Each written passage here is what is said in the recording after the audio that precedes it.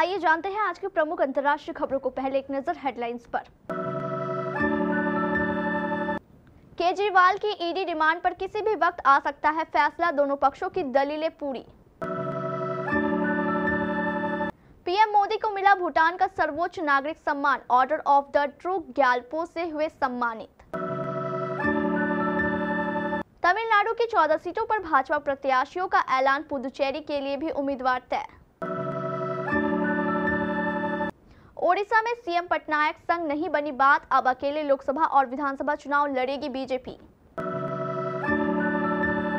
PDA किसी की जेब का एजेंडा नहीं, सपा से गठबंधन टूटने के बाद पल्लवी पटेल का अखिलेश यादव पर वार।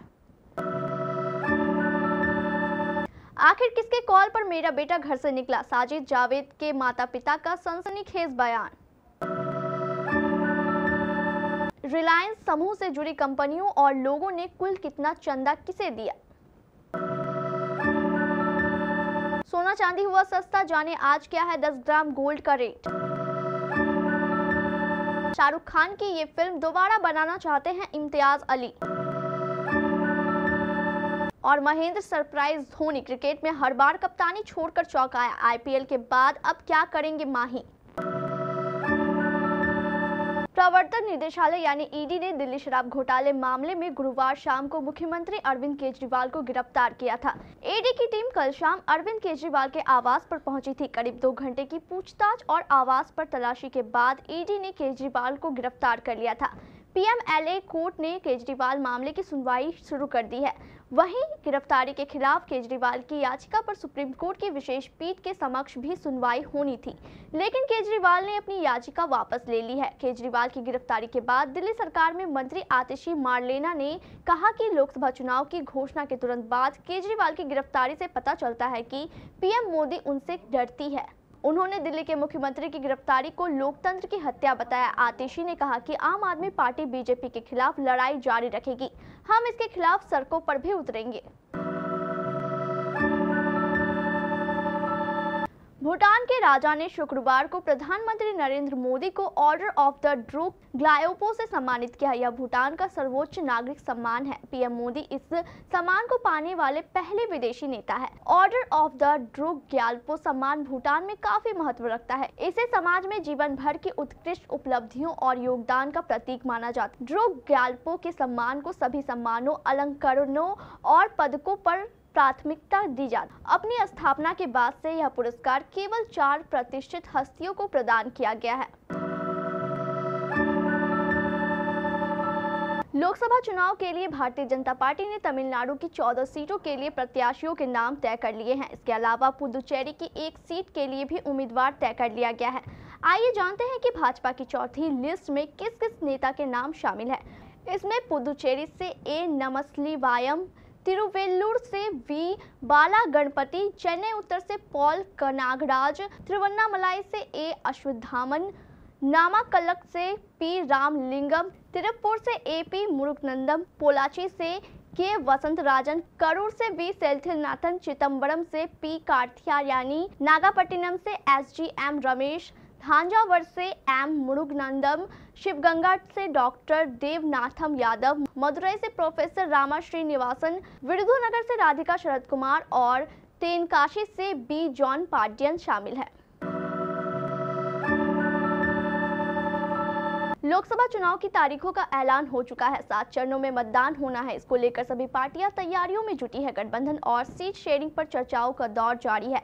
इसी बीच ओडिशा में बीजेपी की मुख्यमंत्री नवीन पटनायक संग गठबंधन की बातचीत विफल हो गई। इसके साथ ही बीजेपी की तरफ से ऐलान कर दिया गया है कि पार्टी अकेले ही आगामी लोकसभा चुनाव और विधानसभा चुनाव लड़ेगी। दरअसल प्रदेश में भारतीय जनता पार्टी और बीजू जनता दल के बीच कई दिनों से गठबंधन को लेकर बैठकें जारी थी। चर्चा जोरों पर थी कि दोनों पार्टियां गठबंधन के तहत ही लोकसभा और विधानसभा चुनाव लड़ेगी, लेकिन इस पर पेच फंस गया है और बीजेपी ने अब अकेले ही चुनाव लड़ने का ऐलान कर दिया है। समाजवादी पार्टी के प्रमुख अखिलेश यादव ने एक दिन पहले ही यह ऐलान कर दिया था कि अपना दल कामरेवादी के साथ कोई गठबंधन नहीं है। अखिलेश की ओर से गठबंधन टूटने का ऐलान किए जाने के बाद इसे लेकर अब अपना दल यानी कामरेवादी की नेता पल्लवी पटेल की भी प्रतिक्रिया आई है। पल्लवी पटेल ने कहा कि अखिलेश यादव ने गठबंधन को लेकर जो कहा है हम उसका स्वागत करते हैं। हमारी शुभकामनाएं अखिलेश यादव के साथ है और उनको हमसे जो उम्मीद है उसे हम पूरा करेंगे। उन्होंने ये भी कहा कि मैंने सपा के सिंबल पर विधानसभा चुनाव लड़ा जरूर था, लेकिन सपा विधायक नहीं हूँ। मेरी विधानसभा सदस्यता समाप्त कराने का अधिकार सपा के पास है। मैं अपना दल गठबंधन की विधायक हूँ। पल्लवी पटेल ने आगे कहा कि इंडिया ब्लॉक गठबंधन में शामिल दलों के साथ क्या करता है यह उनकी जिम्मेदारी है। सपा हमसे गठबंधन तोड़ रही है तो ये उनकी जिम्मेदारी है जिन्होंने विपक्षी गठबंधन को आकार दिया। उन्होंने आरोप लगाया कि बिहार में नीतीश कुमार के साथ जैसा किया गया वैसा ही राजमाता कृष्णा पटेल के साथ किया जा रहा है। बदायूं में 2 बच्चों के कत्ल का आरोपी साजिद पुलिस एनकाउंटर में मारा जा चुका है। सह आरोपी जावेद बदायूं पुलिस की गिरफ्त में आ चुका है। इसी बीच आरोपियों के परिवार ने निष्पक्ष जांच की मांग उठाई है। पिता का कहना है कि वारदात के समय जावेद तो अपनी दादी के मकान के लिए मिट्टी डाल रहा था। उधर आरोपियों की मां ने वारदात के दिन का पूरा घटनाक्रम सिलसिलेवार तरीके से बताया। मंगलवार को हुई वारदात के दिन का पूरा वाकया बताते हुए मां नाजरीन ने कहा कि दोनों भाई साजिद और जावेद साथ रहते थे। मंगलवार सुबह 7 बजे जावेद और साजिद साथ में निकले थे। 3 बजे जावेद और साजिद वापस घर आ गए थे। जावेद मिट्टी खोदने लगा और साजिद नहाने चला गया। जावेद की पत्नी ने खाना बनाया तो वो नहा धोकर थोड़ी देर बाद अपनी पत्नी के पास बैठ गया।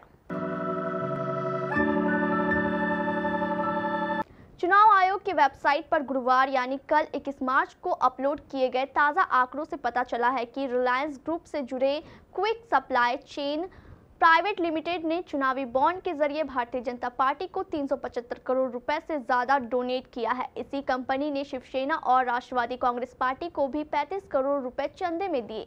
द स्क्रॉल की खोज के मुताबिक क्विक सप्लाई के 375 करोड़ के अलावा रिलायंस समूह से जुड़ी और कंपनियों या लोगों ने भाजपा को कुल 170 करोड़ रुपए दान दिए हैं।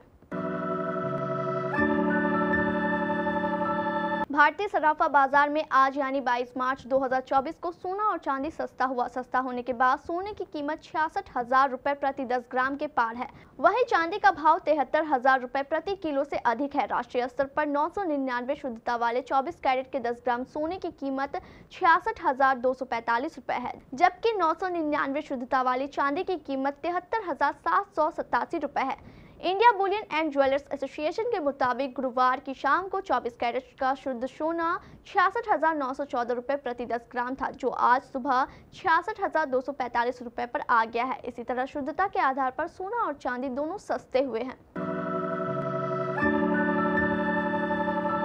इम्तियाज अली को बॉलीवुड के सबसे दमदार डायरेक्टर्स में गिना जाता है। जब वी मेट, रॉकस्टार और तमाशा जैसी फिल्में बना चुके इम्तियाज अब अपनी नई फिल्म चमकीला लेकर आ रहे हैं।